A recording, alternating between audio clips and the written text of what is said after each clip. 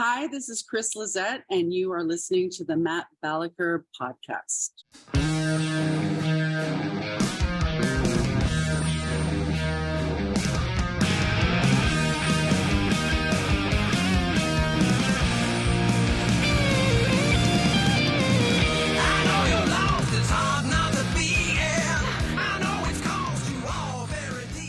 Hello, fine people out there. Thank you once again for tuning in to my podcast. If you want to score higher marks, please subscribe, share, and tell your friends and casual acquaintances to do the same thing. I am very enthused for today's guest. She's a longtime friend, an amazing person. Not only that, she's a comedian, model, and Canadian. She's a Pilates badass who's well-traveled and knows how to help people recover from injuries. Please welcome Kris Lezetc to the program. How are you doing, Kris? I'm good. Thank you. It's great to see you. It's great to see you. And I've known you for a long time, but when we planned this podcast, I realized there's so much I didn't know about you. I mean, one thing I did know is you're Canadian, but I didn't know you started modeling at such a young age. What's the story there, Kris?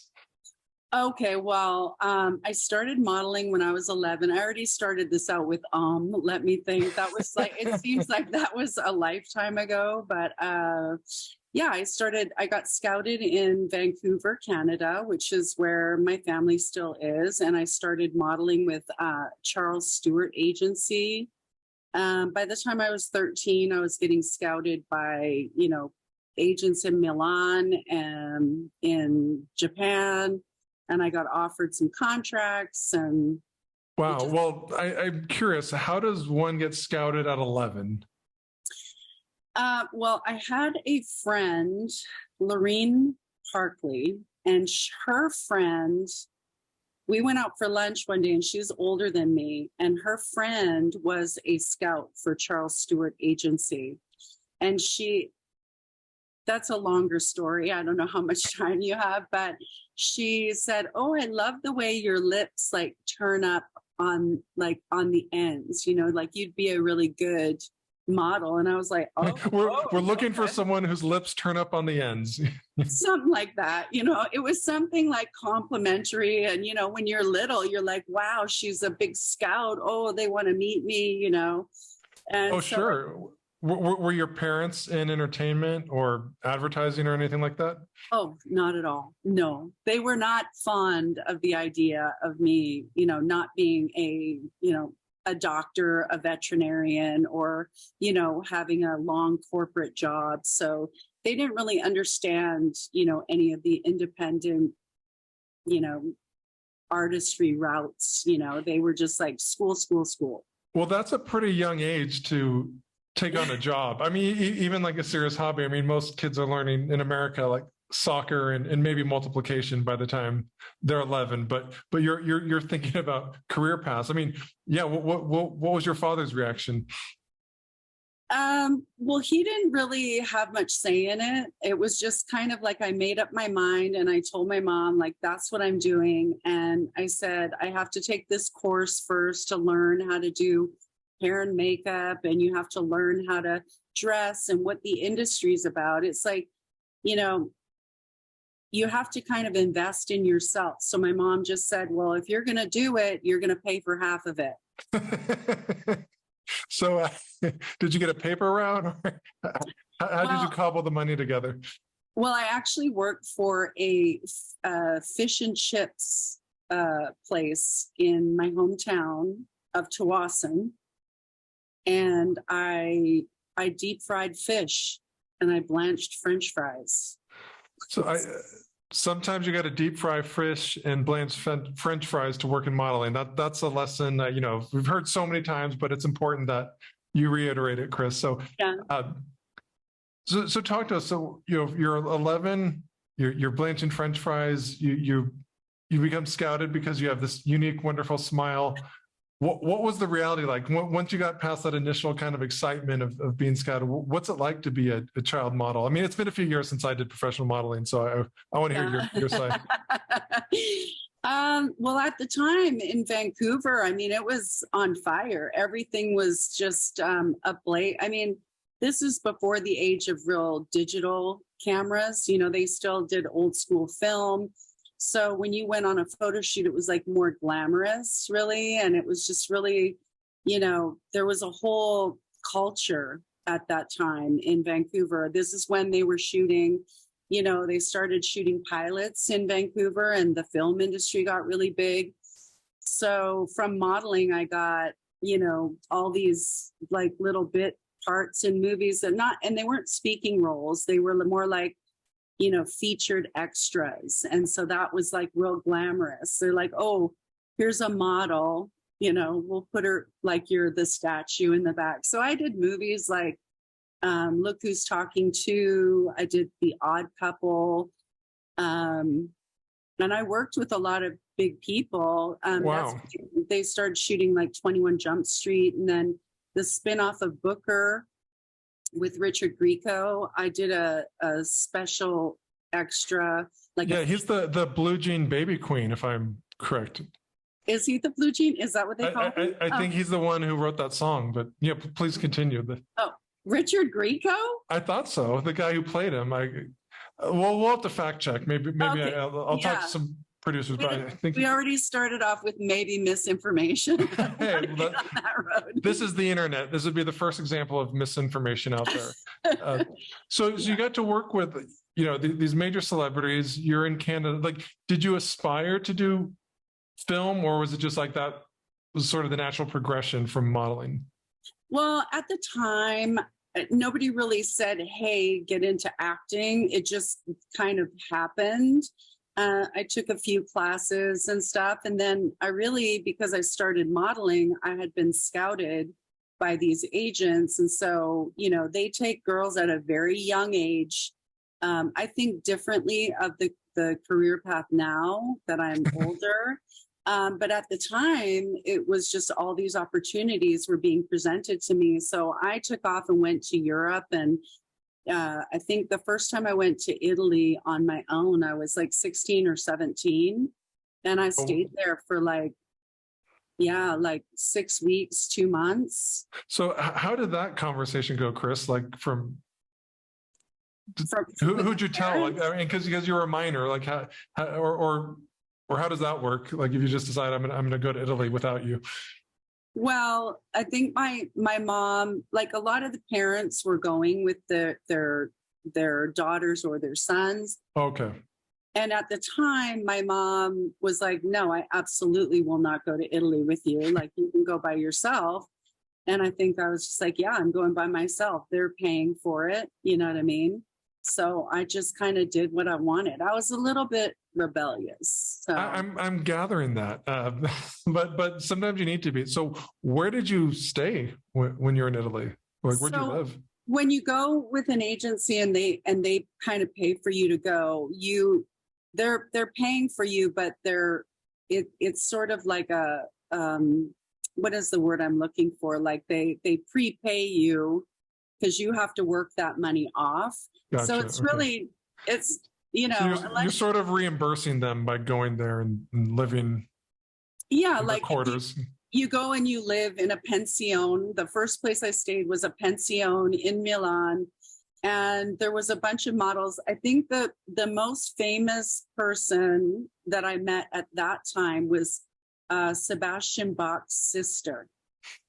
And she was down the hall in another room in a pension, and she was super cool because everybody knew, you know, Sebastian Bach, like, you know, that. And she looked exactly like him. So yeah, who's prettier, Sebastian Bach or his sister? I mean, it's a toss-up. I mean, at the time, but she was like too cool. Like she doesn't know me from Adam, but I sure as heck remembered her because of her brother. And so those were the kinds of like people that, you know, you would just run into randomly on the streets in Milan. Or that's crazy.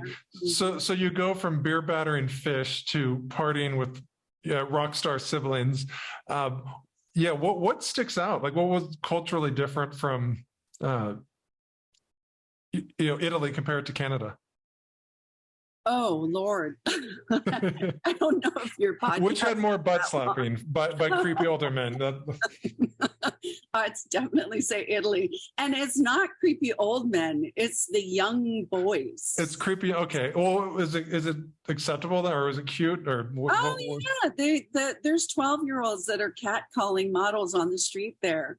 Like, I swear they put wine in their milk bottles when they're kids. Like, they don't, like, anything kind of goes there is what my understanding was. And then from there, my travels just expanded. I got scouted by German scouts. So I ended up living in Munich and Hamburg. And then I got scouted by Greek scouts. So then Wait, sorry. Let's let it. So you're in Milan, and then talk us through, moving to Germany. What motivated that transition?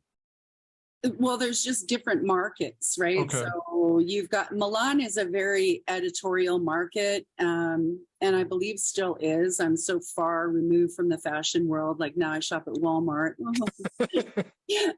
But hey, value never goes out of style. Yeah. Please continue. Right.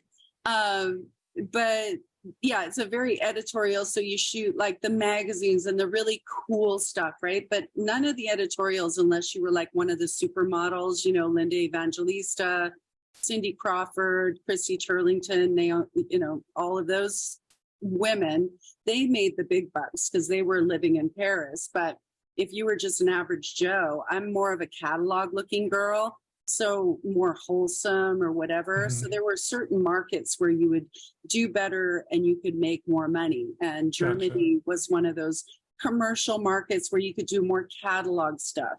Now, catalog was kind of poo-pooed by the high fashion people. They're like, oh, you're shooting JCPenney's, for Germany, and it's like, yeah, but I'm making, $3,000 a day, you know what I mean? And you're shooting an editorial for the equivalent of like $150 a day. Right. So you're in Europe modeling in the 90s. I guess what are some misconceptions that people have about the industry at the time? Like, because you lived it, a lot of us didn't. So what? Oh gosh, let me count the ways, Lord. Well, just I guess. And it is, I'm not discounting that it is more of a privileged lifestyle. Like, I've had I've had lots of gifts, I would say. I would say that was like the best gift of my whole life, but also the worst gift. How so? Because you've got, along with all of the gifted things, there's also all the bad that goes with it. There's, and I don't want to get into that. I'll probably have to write a book about it, but you just see all the bad things. It's not regulated. It's a darker industry. What it does for women, we're told that we're fat, when we're not fat, lose 5 pounds by tomorrow. If you're in triple digits, you're fat in that industry, I think. Yeah. I mean, there are just things, and then you lose weight and they go, oh, you're so bony, or you're this. I mean, it was I never felt like I was ever good enough, or like that I could even pull off the life that I was pulling off.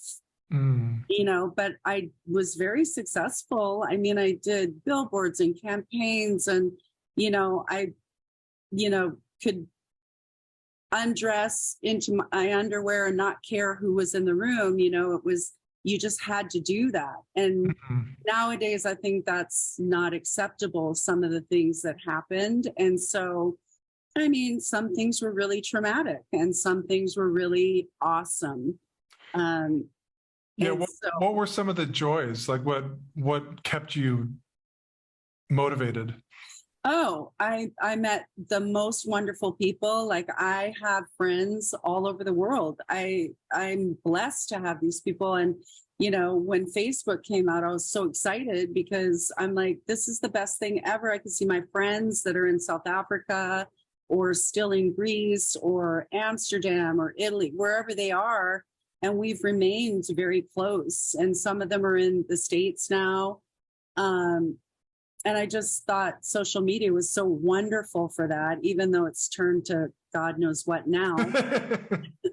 But at the time, that was really awesome. And traveling, I mean, I wish that I was not such a rebel kid that I had kept better notes of where I have been. Like, people go, well, what have you done? And I'm like, I don't know, not much. And then somebody will rattle off a couple jobs I did or places that I've been. I go, oh, well, yeah, I've been there.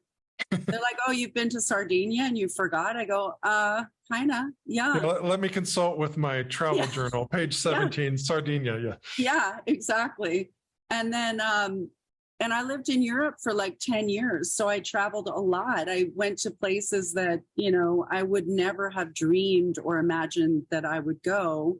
And most of them were paid jobs. I had perks like an agency in Munich one time. An agent said, hey, do you want to go to Ibiza for the weekend? And I was like, yeah, who doesn't want to go to Ibiza off the coast of Spain, right? And we ended up staying on, I think it was Thierry Roussel was his name. So how weird is this? I randomly ended up on a yacht for 2 weeks in the middle of Spain, middle of nowhere, on this billionaire's yacht. And he was the father of Christina Onassis. Wow. And Christina Onassis was there, but there were all these models on this boat. And then he rented like a hotel, and it was just like this big party for 2 weeks. And I mean, fully paid for. And all the models were like drinking and stuff. And I was teaching everybody to water ski. Keep your feet together, elbows loose. Yeah. I'm like, watch out for the jellyfish. Go, But I mean, yeah. I mean, it's been a little while since I've been in Europe with the yacht filled with models. Yeah. So what is the? I mean, I know you're teaching water skiing and doing healthful, but what is the dynamic among the models? I mean, do they want to avoid the rich guy? Do they want to get in good with them? Do they want to stand out, or what? Yeah, how does that work? That's a loaded question. Yeah, it depends. I mean, I sat at a dinner table, if I recall, on a beach, and I remember that they had like a catered big, huge thing, and they were making this huge thing of paella, and it was just like maybe 20 people at this dinner table, and I sat right beside Thierry Roussel, if that's how you say his name. I don't know. I was young, and he was very pleasant, but nobody ever did anything like or hit on me or anything. But I'm sure, yeah, there's a lot of girls that would probably were trying to hit on them because of money and whatever. I didn't get that memo that that's what we were supposed to do. Otherwise, I guess I'd be better. I don't know. You know what I mean? It sounds like, I mean, in the time I've known you, which is a while, you've always been incredibly nice to people, treated them well. And I think that doesn't just happen. I mean, maybe it does, but do you think it's from your mother, or where do you think? And especially, I mean, in Los Angeles, when there are models and actor types, it's an industry that you really, not like I'm some expert, you kind of have to step on necks sometimes to get ahead. I never got that vibe from you. Yeah, so that's probably why I really quit the industry. My whole modeling career up until I moved to the States, I always believed that if you were mean to another model, which happened all the time, that because we're in competition, because I'm a dime a dozen, you know what I mean? I'm any blonde hair, whatever. But if you're mean to another model, it doesn't mean that the client's gonna pick you. You know what I mean? It doesn't. That's a good point. Yeah. Right. The client's only gonna see you as you're like a coat hanger to them. Do they fit? Do they fit what I'm looking for? They don't care about a personality. So if you want to be mean, then you can be, and that's your choice. But I didn't want to be mean, although a lot of people were mean to me. But that's why I'm very bold in my personality. Like, I'm not for everybody at this point, because I really don't have a filter. And I really, I say what's on my mind. I try, but it's hard. I've just lived that kind of life. And, I could be so nice to somebody and they just go out of their way to stab me in the back. And that happens more frequently than it doesn't. And so that's a little bit disheartening. And so I just try to be nice. And although a lot of my friends up here would be like, "Oh, nice, really?" Maybe it's different in Oklahoma, where everyone's nicer. Yeah. So share with us your move from Europe to, was it Dallas in 96? Yeah, in 96, I moved from, I was living in Greece and I met a girl and she's like, "Oh, you have to come back to Dallas, whatever. It's a great market." And I was like, moved to Dallas, Texas. Like all I thought were these big, like Longhorns and that everybody had those long cars like in the cartoons or whatever. And so I was like, oh, I don't know. Here I am wearing fishnet nylons with, like lace high or knee high lace up boots, the high heel with hot pants. We have a lot in common. That was the 90s, but yeah, I could tell. And, I was smoking cigarettes still. And, we would wake up with a coffee, cigarettes, and we'd be gone, the model's breakfast, coffee and cigarette. Yeah. And that was it. That's what you did. And so, when I moved to Dallas, I went to visit first. And Kim Dawson, I don't remember. I don't think they took me right away.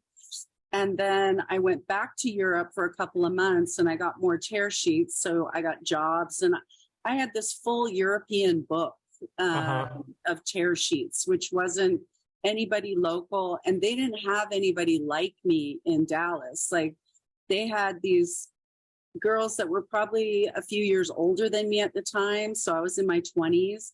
And then there were the really young girls, but they didn't have anybody of my age range that had traveled so extensively and had this book of tear sheets. Like they didn't really know what tear sheets were. And so then I got picked up by Kim Dawson and I started working and I started doing runway. I started doing,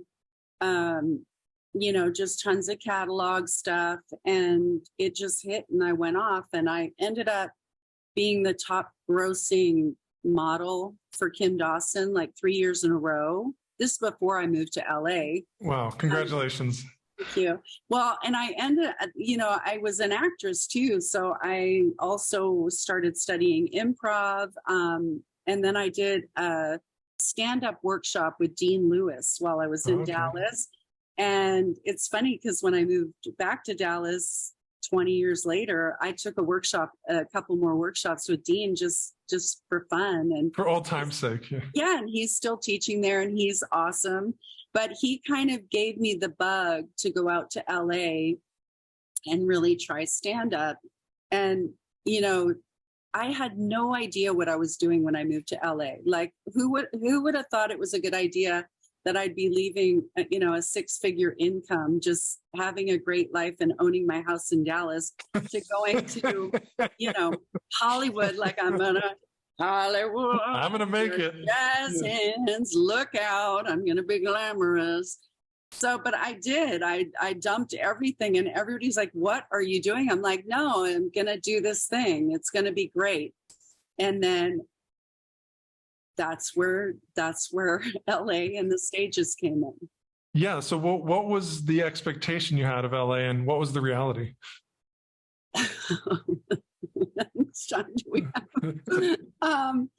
Okay. Well, first of all, I was terrified of getting on stage. I was such an insecure model. Like,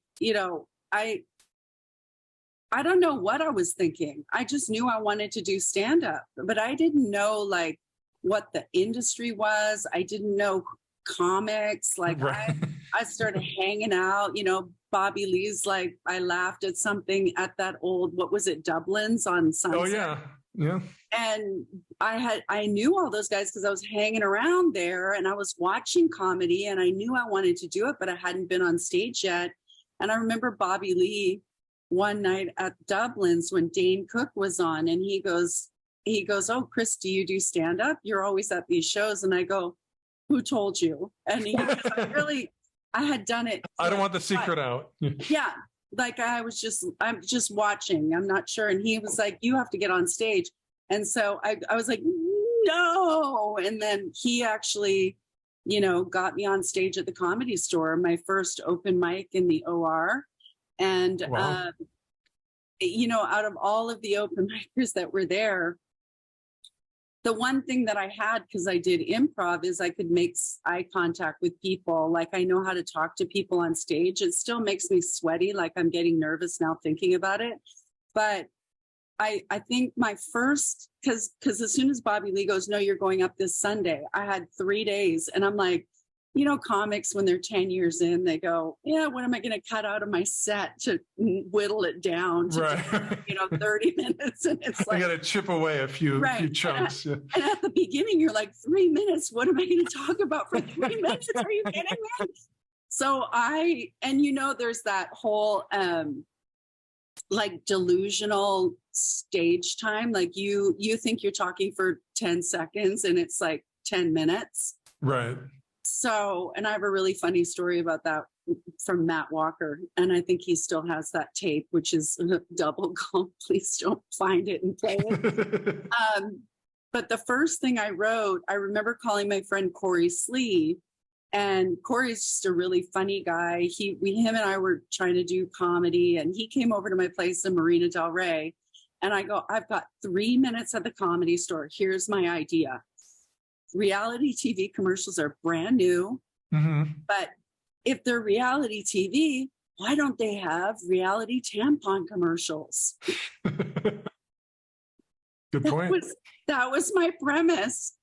So, I was going to be bad. It was all going to go south, because I would never do that today. Although today I could make it funnier. It's like something like, I wanted to act everything out. So I was like, why can't they make a commercial where like we're not biking and we're not kayaking and we're not doing this? Like the woman walks in with a grease lipstick and 10 takeout bags, like, "Me feel bloated," kind of thing. Anyways, it was something like that. And I think I even did a cartwheel. Wow. At the end of it. Yeah. Like I nailed it. I stuck the landing. You stuck the landing. And I was like, "Oh yeah, my 3 minutes rocked." I'm sure they did. And one thing I enjoyed about your stand-up, Kris, is it was a lot like ballsier than I think one might expect. This like pretty girl goes up there and you're just like throwing haymakers. And I think I saw you when you had some experience under your belt, but what did it take to get to that point? Like how did you kind of find your voice on stage? Well, weird. Now I feel like I have more of a voice, like, because I kind of feel like I do bits when I teach. You know what I mean? Like I do my little bits because I want to make them smile, and I try to be, PC about it. But inevitably that old trailer girl comes out. Yeah, I never thought of you as hyper PC, but yeah, please continue. No, and that if I would have just, like I said, been smarter about it, because people are always like, "What do you want to do with stand-up?" I go, "I don't know. I just want to be funny." And whenever you talk to somebody in LA, that's never the answer. They always go, "Oh, I want to be on a sitcom. Oh, I want to do this." At the time, everybody was doing one woman shows, one man shows. And I always had these ideas because people were like, "You have all these stories, you should do one." And why I never did it, I don't know. I was in Second City Improv Olympic. I went to the Groundlings, and Dave Rosowski, who was the artistic director of Second City, he and Amy Seeley and Mike Ross were my directors, and they kind of, let me know how I was funny. Because Bobby Lee said to me one time, because he goes, "You're just so funny." And I thought that was such a compliment coming from Bobby. And I said, "Well, how so?" He goes, "Well, I'm not just going to give it to you. It takes years to find your voice." And I never understood that. And then Rosowski said something to me when I was doing something on stage. And he goes, "You're funny because you're mean." because I really do. But not that I mean to be mean. I'm just telling my truth about stuff, you know? Like I had a joke one time and I'm going to botch it or something. I was like, well, you know, I was out, the older I'm getting, the meaner I'm getting. And that's where that premise came from, because I was like, I am kind of mean, but I've been picked on in this gifted lifestyle that I have. So people look at me and they don't assume that I have any problems. And so I said, the older I'm getting, the meaner I'm getting. I realized this when I was out for lunch. My girlfriends, we were doing pizza, and I looked down, I realized I'd eaten a whole pizza to myself. And I was like, oh, I feel really fat. But I made the mistake of saying it out loud. And my one girlfriend goes, Kris, what do you have to complain about? Really? And I'm like, well, oh no, she goes, your fat is the size of my ankle. What do you have to complain about? And I go, have you seen your fucking ankles? Right.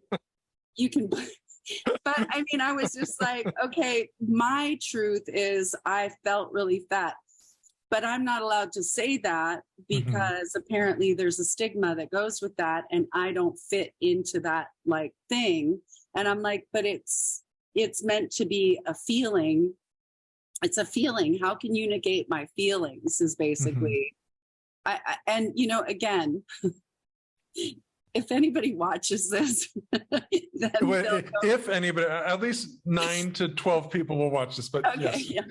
So it's like, you know, I was just trying to tell my truth, but you know, the biggest feedback I got from people was like, we don't believe you grew up in a trailer. We don't believe that you have a hard time. We don't believe, you know, when you say X, Y, and Z. And it's like, I just had a really hard time on stage because people just expected that my life was perfect and I didn't have any problems. Does that make sense? It does. And yeah, I mean, I think that's part of what made you good, because we have expectations when someone comes on the stage, even before a word is said. And I think the best part about stand-up is the surprise. And you could surprise. And then what was surprising to me, and I said this before, is you know, your offstage persona is very different. And then I think offstage is more you know, but I just loved seeing it, you know, like everything. Like, it's not a perfect example, but like Jason Galarn, who's a mutual friend, could say these like, you know, nasty things on stage. And he's like one of the nicest, you know, like, yeah, he's one of the, he's a teddy bear, you know, he's super sweet. And I think that's a common thread. It's sort of fun to just get up on there and kind of, not that you're lying. I mean, we all have multiple aspects of our persona. It's kind of fun to like highlight the more devious side and then go back to being what we want to be most of the time. I think I started to just like, you know, at the beginning, I listened to all the wrong people. Like, I wish like I'd met people like you earlier. I wish that I had met, you know, just, you know, some people earlier. And, you know, between the women and the female comics, as people often ask me, like, what female comics I like. I mean, I like all of them. You know, Eliza Schlesinger, I, you know, came up with her, and she was just always working real hard. She hustles. Yeah, she hustles. You know, Tammy Pescatelli was awesome. I loved her. Stephanie Escajeda, I loved her. Kira Sultanovich. Yes, Kira Sultanovich, and Bernadette, you know, was awesome. She's great. Yeah. So, you know, and then I got in with, you know, a few people, and I started, you know, doing tours with them, and I just went out on the road. I remember going on a Tribble run. Remember those? Yes. And I went with, I think it was Tim Mars. Okay. And him and I had never been on a Tribble run. He said, I'll take you. And I was like, yeah, I was so excited to go away for like a week. And I remember that before we left, I thought it was just going to be him and I was nervous because I was like, I don't want to do a poor showing, but I had a good I probably had at least an hour of crappy material, but I probably had a solid 10 minutes, but I was working on, 30 minutes, and I needed that stage time. And I remember I packed my bag, and the night before, Tim called me and he's like, "Oh, just by the way, my girlfriend's coming and she's got luggage too. And so make your bag super small because she's going to fit her stuff, blah, blah, blah." And I was thinking, okay, this is going to be fun because I'm claustrophobic. I don't like to be in a back seat. Right. So he picks me up in like a Geo, like something real. Think of the smallest car. I don't know cars, but it was so small. And I had a small little luggage like this, like not even the size of this. And there was no room in the trunk. There was no room beside me. So I had to sit in the back, and she had her seat. She was a little Asian girl, and she had her seat all the way reclined.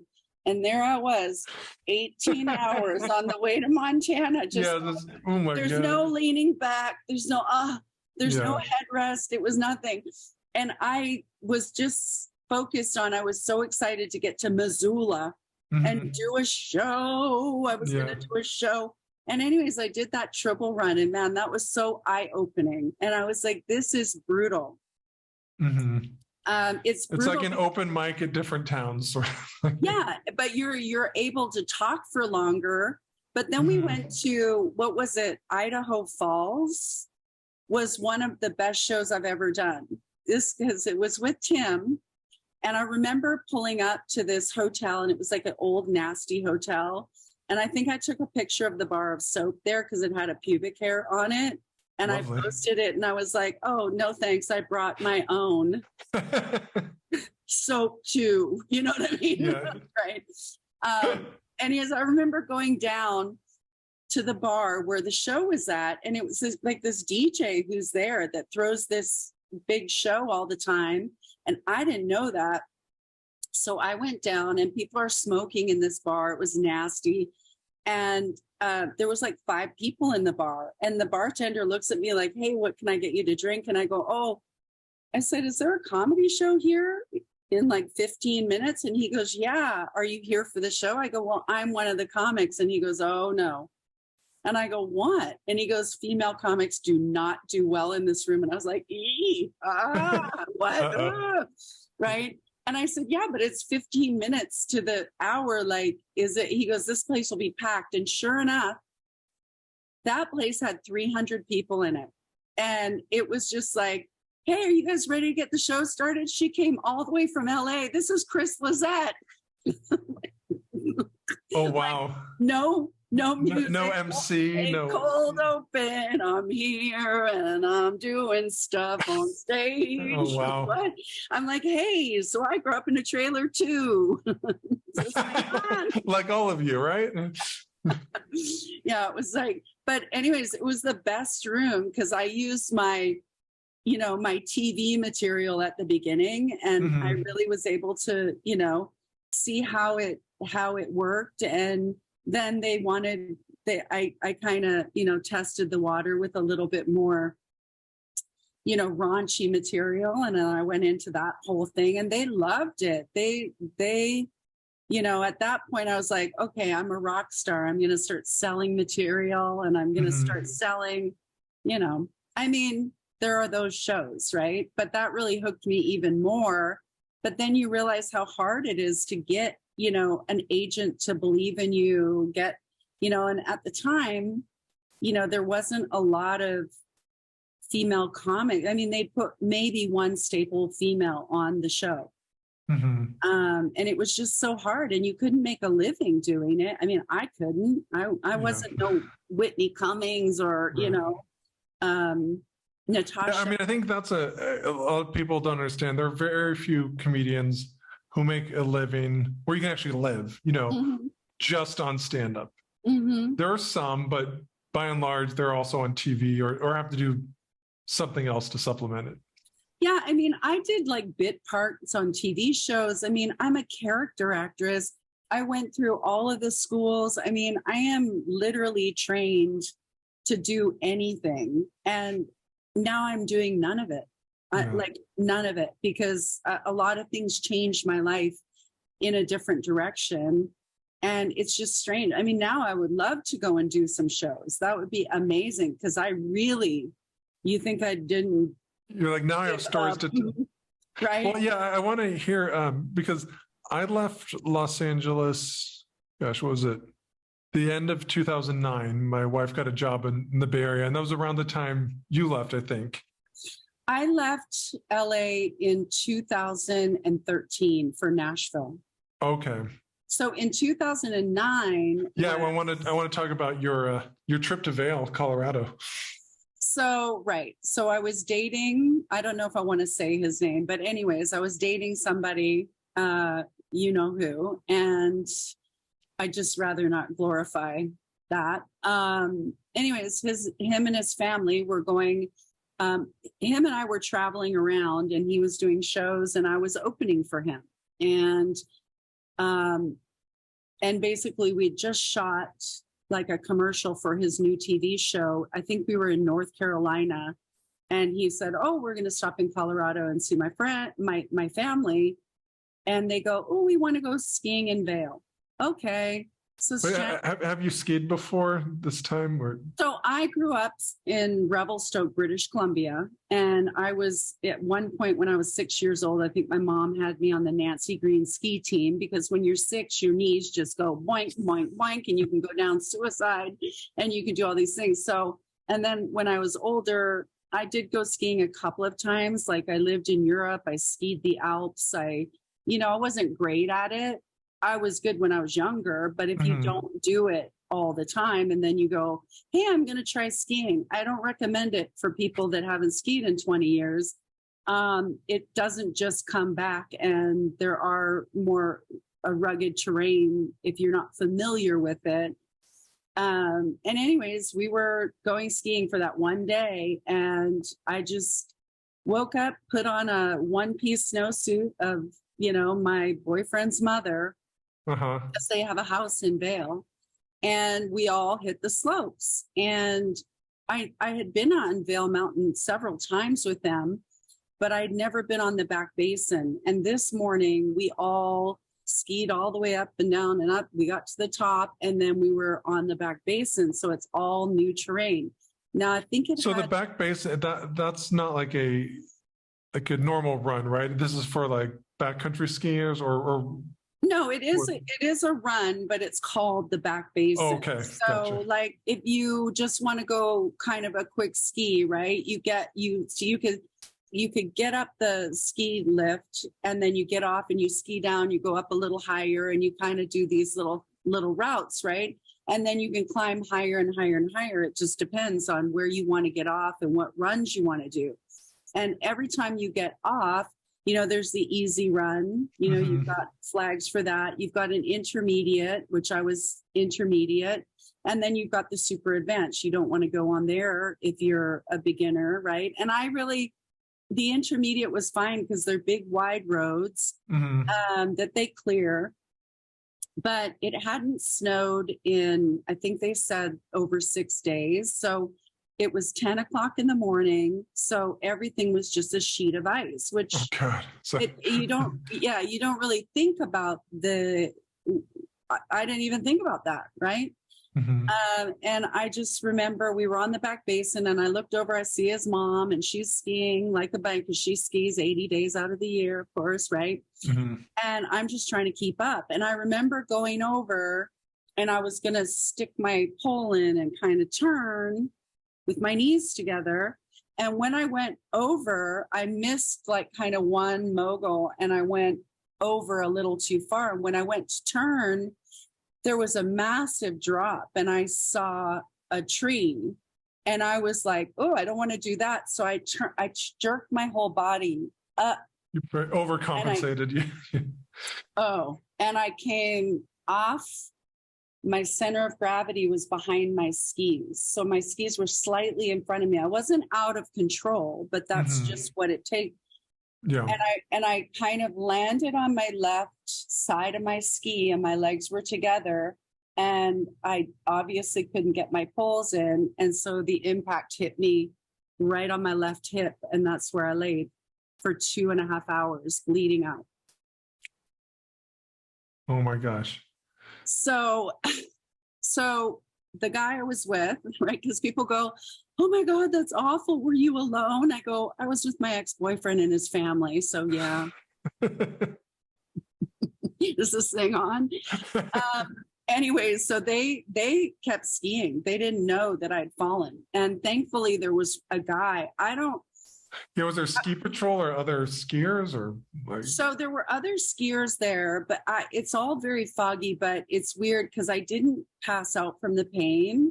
And this guy, I guess he was the first guy to see me. He was, I don't know, he's still just a silhouette to me. I just knew that when I fell, it was so painful and that I knew I couldn't move. And then I don't know how much time passed, and eventually my boyfriend came up and he was like, talking to me, and because he had a doctor background or whatever, and he kind of figured out that, probably I broke my femur. And sure enough, they got a ski patrol. It took them 2.5 hours to get me. And when they came, I was laying on my side. Oh my gosh. And they had to put a sled behind me. And I remember this. They rolled me over and I felt the most excruciating pain I have ever felt in my life. And I screamed bloody murder. And I said, put me back. That's all I remember. And they rolled me back because whoever the ski team was, like in Canada, you learn you don't move a person when they have heavy ski boots on, right? Well, what they did was they rolled my body over, but my legs stayed there. Oh, okay. So that separation of the femur, right? I shattered it into 5 pieces and I cracked my greater trochanter into my hip. So basically when they moved me, it moved all the people. I don't even know. Somehow they shimmied me back onto this sled, and I was like a drunk girl at a party that just wouldn't go to sleep. I was still awake. I didn't go to sleep from shock or anything. So I remember they had to ski me down the back basin. Then they tied me to a snowmobile, and they had to ski me to the top of the mountain. Then I had to ski all the way down. And I found out later, and you never hear these stats. I found out later I was the 24th person to be pulled off of the hill by ski patrol. By the time I was getting rescued, the ski patrol that could rescue me could not administer pain meds. Wait, so you're the 24th person that day? That day. I was thinking like maybe ever. Wow, okay, damn. So those are big stats, but they don't tell you that, right? And so, yeah. It's not in the advertising brochure for the resort. No, they don't. Yeah, and I had a whole bit about like my accident and whatever. But anyways, yeah, it was pretty severe. It was tragic. It was, I'll probably write a book about it someday, but I didn't want to smear anybody too badly. But yeah, it changed the trajectory of my life and where I was going to go and what happened. And when I got back to LA, I didn't feel normal there. I felt like, what am I going to do now? You can't be a stand-up comic if you're on crutches, you know what I mean? So, and I certainly wasn't really modeling anymore. That was just weird. Like LA's just a different beast. You know what I mean? I'd done so many things at that point, and I wasn't as motivated as I once was. And I just needed to find something. So I ended up, I had done Pilates for like 10 years, just with a really great instructor who was also my friend in LA. She taught me very well. And I decided to go to school. My friend Sharon McNeil, she had just gone to this school and she was using me as her body to practice on to help me rehab. And she's like, hey, you should get into this school. And I was thinking, I have nothing. Like, my boyfriend left, it was not good. I didn't even think that was possible. And somehow that was possible. So I put myself through school and I got a job teaching Pilates down in Manhattan Beach. And since then, I've just gone down the rabbit hole on injuries. I ended up going through another comprehensive school for 3.5 years in Nashville under some master instructors. That might be for another episode. But and now I teach people more functional movement, more, rehabilitative. It's still an exercise system. It all works together. But you have one spine. You want to keep it strong. So now I kind of look at people that hump heavy weights in the gym and they're all walking around like the Walking Dead. I got a shoulder issue. I got a hip, my knee's out. Like, I had a girl come in and she's like, I work out for 3 hours a day. I'm like, are you training to be a superhero? Because why are you doing that? She's all bulky and her shoulder is all messed up and she gets shots and whatever. And I'm like, the goal of aging is just to live pain-free, right? Yeah. Like, if you don't have balance, stability, control, flexibility, then you're going to reach for that salt in the kitchen when you're 80 and you tump over. And that's how people fall and break hips. And I would know. Right? So how functional are you? Like, what was the I mean, we don't have to go through step by step, but I guess, how do you appreciate the movement and the abilities you have now versus before the accident? Oh, I mean, you kind of take your health for granted when you're young. I was like, I'm never going to get that. I'm never going to catch the menopause. Well, guess what? Right? All of a sudden, boom, you're like that older lady that when I was 20, I was like, yeah, that's not going to happen to me. And all of it happened to me. So it's just kind of like, before I think I took it for granted, but when you are battling a crutch and a wheelchair and then the drugs that go with that, I was on OxyContin and, all of those things in LA are a dangerous combination because, they're easy to be addicted to. It's easy to make an excuse and say, oh, I can't, you know what I mean? Fighting my way out of that was more difficult than the accident, because you're on addictive drugs, you're on, I mean, all of it is bad. So now I just kind of look back and I think, like, if that never happened to me, I wouldn't appreciate what I have now. Like, now I'm not looking like a model maybe, or I'm not, but I can do a whole class and teach it to people who have never done it before and make them sweat, and I can kick their ass. And they're like, how are you so strong? I'm like, I'm me strong like bull, me, right? But because my body moves systemically well, that you generate more power for the body when your body works at that level. And that doesn't have to be any one way to look. Like, I'm not saying that I want to be a lingerie model again. If I had to take off my clothes in front of people right now, I'd be like,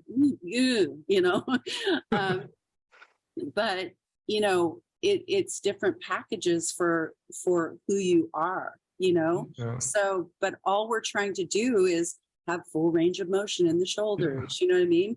If you're kyphosis, and you stick your neck out, you don't have full range of motion. You don't have that movement, right?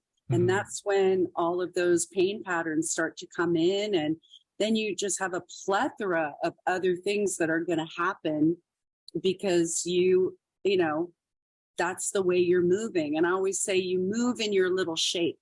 Like, what shape are you?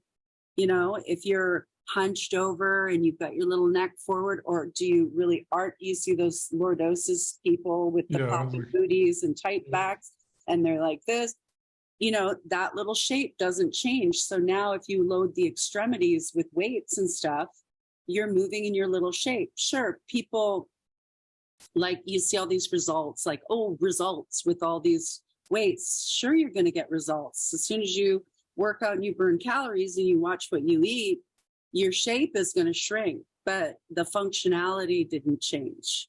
Mm. And that's the difference that I look at, right? So people just want to see this massive result. And I want to see, well, how did your shoulders change? Can you get your back straight? Can you put your head on top of your spine? That's more important. And I just see that you sat up straighter when I said that. Like, because we don't do it. And now I know. No, I'm self-conscious. I was like, I was probably head forward. Yeah. And you can't sit upright like 24 hours a day. You cannot do it. But the more you slouch, like recliner chairs are the death of our society for posture. As soon as the hips roll back, you're not going to watch TV up there. So the hips roll back and you jerk your neck forward. Look at people walking around. I mean, that might not be the cause of it, but just think about how we move now. We're a lazy society. We'd rather go and get on a bike that moves for us than go out and take a damn walk, you know? I mean, I guess I'll get on the bike. Why?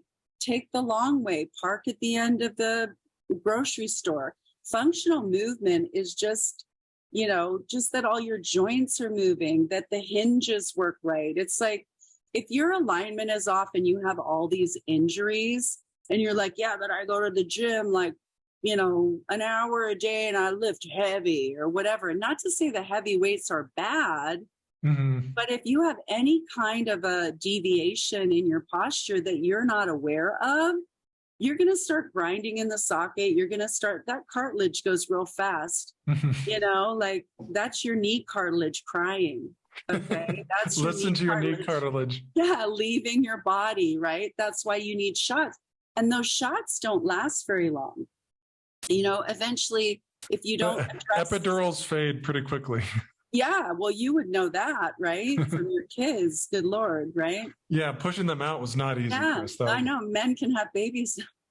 Well, I mean, this isn't about me, but in 2020, near the end, I broke my shoulder on a mountain biking accident. And it's similar, like, and just yesterday I was doing push-ups, and not a ton of them, but I was like, oh, I remember being afraid I wouldn't even be able to, because when I started rehab again, I'm basically back, but like I couldn't hold myself up at all. I mean, and like it was terrifying. Yeah.